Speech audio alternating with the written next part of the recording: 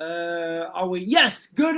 I don't even know what time it is. Good afternoon, ladies and gentlemen, or whatever time you guys are watching. We are talking about digital dystopia in the United Kingdom. So I'm going to give a little talk, guys, about what is coming to the United Kingdom from digital ID to digital enslavement. Now, this is my own work, guys, my own opinion, speculation, analysis. But look, guys, if the cap fits, wear it. So imagine, if you will, good sir. Imagine this, a world where every move you make, every penny you spend, every service you access, everything you've looked at online is tied to a single inescapable digital thread, and there's no hiding it. If you've spent too long scrolling at a picture when you're on, I don't know, X or whatever, you looked at that picture for 5 seconds instead of the recommended 3 seconds. Why was you looking at that? Yes, hello, Mr. Raven. We heard you was we've got evidence that you were looking at a thread for 5 seconds when you were, apart from the government allowed 3. We've already seen the footsteps of this. A digital identification. It starts innocently enough. It does, and it started innocently enough. Prime Minister, what's his name? Keir Starmer, sorry. Keir Starmer, the granny harmer, fresh off his trip from India, brimming with enthusiasm for his new shiny system. He says he's seen the future. He says a sleek and efficient world where your taxes, your bank account, your every identity are all neatly packaged into one digital card. Convenient, it's all about convenience. We're giving you the convenience, guys. But let's pull back, guys. Let's pull back this curtain and look what this could really mean. Look, government overreach, government overstep, mission creep, mission slip. These are all things we've seen in real time, and we've lived through these in our lifetime. So we know that these things do happen. Because this may not just be about convenience. It may also be about control, about the slow creeping march towards a digital prison where we are both the inmates and the guards. We're inmating ourselves with our own guardation. And I don't know if guardation is a word. It should be a word. I'm a fully qualified English gentleman. And ladies and gentlemen, it is my birthright to make up words. I do it quite often. So imagine waking up one morning, reaching for your phone to pay for your tea or sandwiches or whatever, only to find your digital ID has been flagged. Maybe you missed a tax payment. Maybe you posted something online that the system didn't agree with. Maybe you was looking at something for too long as you were scrolling up. Could be literally anything, guys. Your access to your own money is frozen. And if you don't think that's coming, guys, news articles today on GB News, on the Telegraph, and on Sky News are talking about this. You may need digital ID to access your own money. And if you've got digital ID to access your own money, people can dictate who, where, when, what, and why you access your own money. And that's the reality, guys, okay? Starmer himself admitted this could happen, Your digital ID gateway could gatekeep your finances, turning your hard-earned cash into a privilege, not a right. That's not freedom, guys. That is a literal leash. And I should have spoke about this earlier, actually. I was speaking to we were speaking to the kids last night, and they're saying, "Daddy, why do we go to school?" And you're like, oh, that's a good question. Why do you go to school? And you go to school to learn. Why do you go to school to learn? Oh, so you can get a job. Why do you want to get a job? To keep the system running, because look, guys, it doesn't feel like people are living in the United Kingdom right now. It feels like people are working hand to mouth just to keep a roof over their heads. Yet, if you come in here and you don't work, you still get a roof over your head, and some people could argue you get better food. However, guys, it doesn't stop there. Critics are already sounding the alarm about the digital ID, guys. Warning that daily tasks, buying food, buying groceries, going on a bus, going to see a doctor, could all become checkpoints, each one demanding you hand over your personal data. Imagine it now, you go into the doctor's, personal data, you go to the shop, personal data, you go here, personal data. Right, where have you been? I don't want to tell you. Oh, don't worry, I can see where you've been. You know, it becomes very easy to close people down, turn people off. Using your personal data just to try and live your life. Every swipe, every scan, feeding vast machines. It's kind of what Boris Johnson was warning about, isn't it, in 2019? So all your choices will be tracked, stored, and judged. One wrong move, one wrong flag transaction, one wrong tweet on X or whatever it is. You know, you're flagged, you're locked out, not just from your own bank account, but maybe even from society itself, guys. When you they're going to control people with money. That's how it's coming, guys, okay? It's a slippery slope to digital enslavement. You know, a world where you're not a citizen, you're literally a data point. That's where we'll be, you know. And it's very hard to say that this is not coming if you've seen now the draconian path. The draconian path that this is going in. There was like, what was it? There was an, go on. Somebody tell me what I'm thinking of. There was an online petition, and that online petition got almost 3 million signatures. And the government I think after 10,000 have to respond. And the government responded. Their response was, yeah, our response is, we're going to do it. That's their response. So there's no way around it, guys. You know, I bet if this was something about, we're going to stick on digital ID, guys. Digital dystopia, the great British enslavement. So like I said, guys, it is a slippery slope, you know, where non-compliance means exclusion. Starmer, the British government and governments around the world may sell this as progress. They may sell it as streamlining. They may sell it as convenience. I'd say to you guys, look at the direction of travel. Look at where we're going. Don't be fooled. If every aspect on your life hinges on, like, you know, your digital ID that's probably linked to your phone that can be toggled on and off with a keystroke, because ultimately, guys, it can be, that's not freedom. That is literal, like, prison. It's a digital cage. It's literally a digital cage. Oh, we don't want people to go to this store and buy those flags. Off. Oh, my digital IDs, I can't buy it. I can't buy these flags. Oh, sorry, mate. What are you going to do? I don't know. I'm not going to buy them then, you know.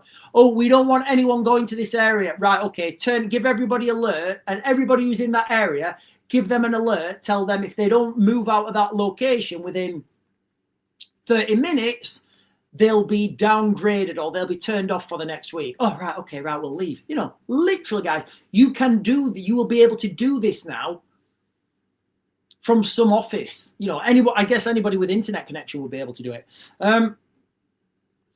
So that, you know, this literally leads to a digital prison, you know, and it's been packaged as convenience. I'm pretty good. I'm good, guys. You know, if you guys remember when this was first announced as a way to stop illegal migration. That doesn't seem to be working, you know. So ask yourself this, guys, okay?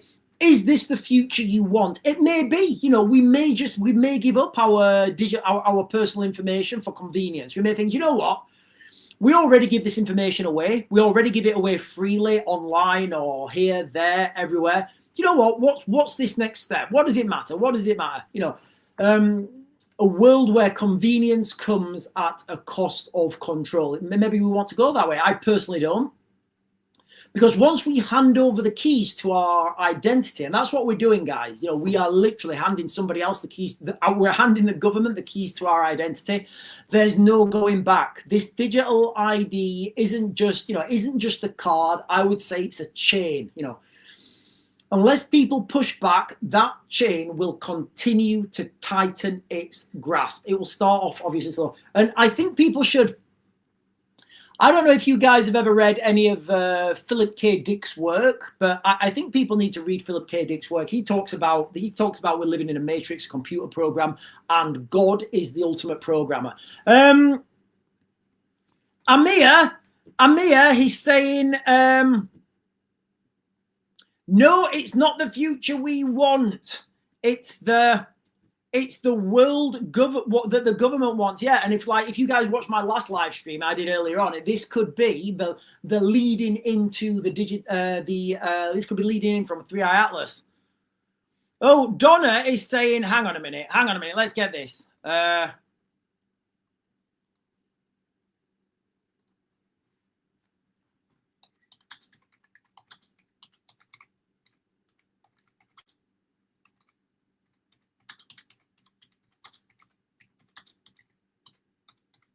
What is it, Donna? I need more context.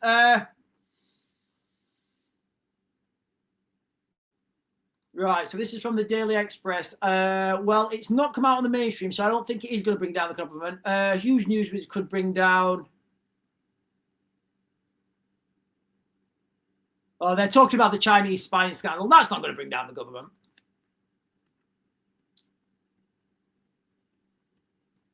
Sonia Barras is saying all these cyber attacks on people's data. It's madness, yeah. So you know we've been looking at the United Kingdom, haven't we? I mean, I live in the United Kingdom, so I know what's been happening. It seems like at the end of the month, there's always like banking app down, people not able to access their money. There is in no way a cyber attack, guys. That is in no way a cyber attack. That just so happens that every month, you know, banking apps go down because there's a third party update, and the banks always do that at the end of the month, always same time every month. The worst time that you would do it, they always do it, guys, and there's no circumstances that a cyber attack.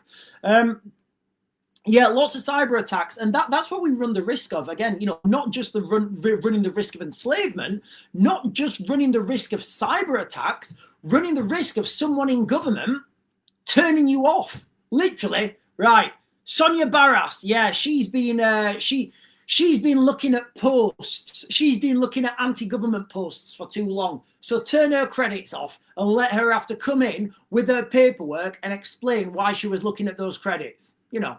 I mean, we literally have a front-facing camera, so you can't, you know, you can't deny it's not you, can you? Because the front-facing camera is probably going to be watching you as well.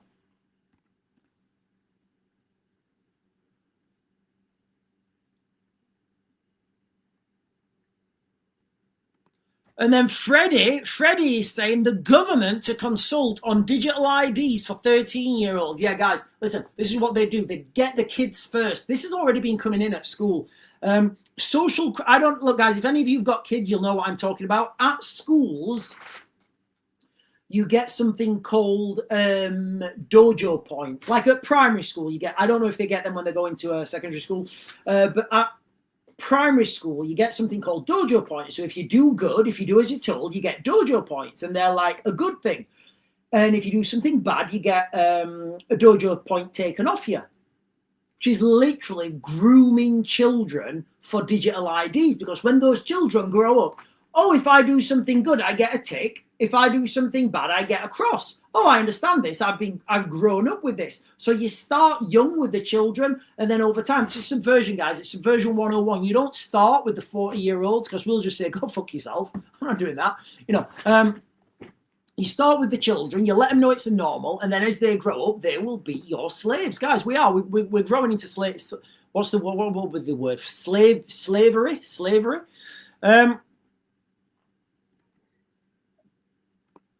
Donna Hogan is saying secondary, yeah, and then at secondary school you get a CFP, which is a cause for praise, and a CFC, which is a cause for concern. So that's like the next level up, but it's the same thing. And then when you grow up and you leave school, you get digital ID, which is you've done something good today. You've shared pro-government propaganda. You get a tick.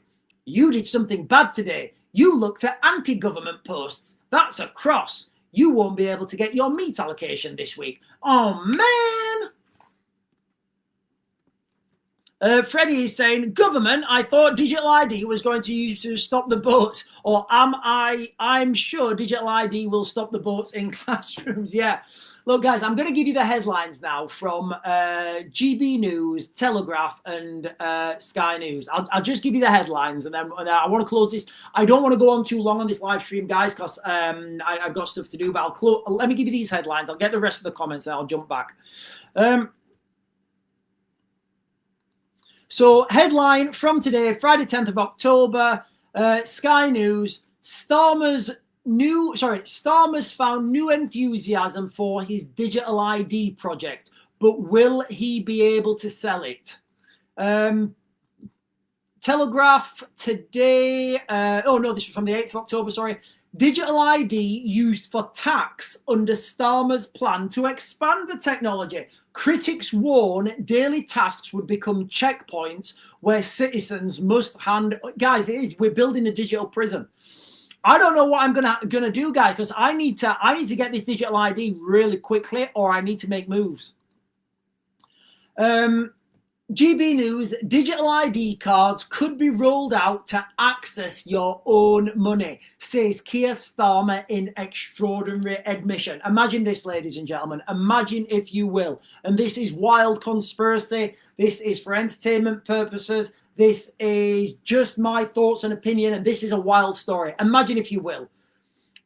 Britain is in a global conflict on an industrial scale. We are fighting a war with Russia and we are losing, and we need more men because all the bullshit technology that we've spent money in kind of doesn't work, and those people at the top are just going, oh, it was never going to work, but I'm a professor, so I need to get 200 grand a year.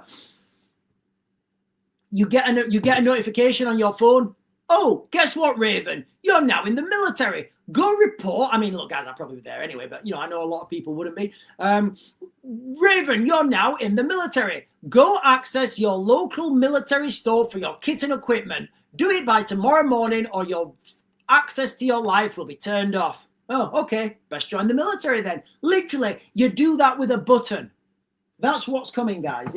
That's what I believe that's what could be coming. Again, we may, as a society, as a civilization, we may want to sacrifice, not convenience. We may want to sacrifice identity for convenience. I'm good with that. I'm good with my identity. I don't want the extra convenience, whatever that even means. But listen, guys, I'm going to close this down now. Oh, hang on. Right, there are quite a few. Right, guys. So Donna is saying independent government defends expansion of digital ID plans to it. Yeah, we spoke about that earlier. Just get children involved, and when children grow up, it's just the norm. I think this is coming because people in their 40s, people in their late 30s are going to say, "Yeah, I'm good. I'm not downloading that shit." Jason the Place is saying, what I can't understand is we've always been told about our resources are running short, yet these IE data centers popping up are using more resources than ever before. I don't think resources are running short, guys. And if you want me to go down I think humans need to release carbon into the atmosphere. I think that's one of the I think we need to do more of that, because the more carbon dioxide we release into the atmosphere, our atmosphere is leaching away, guys. Our atmosphere is leaching away, and if we don't keep producing stuff into our atmosphere is going to go, and we're going to be living in like RoboCop, like suntan stuff.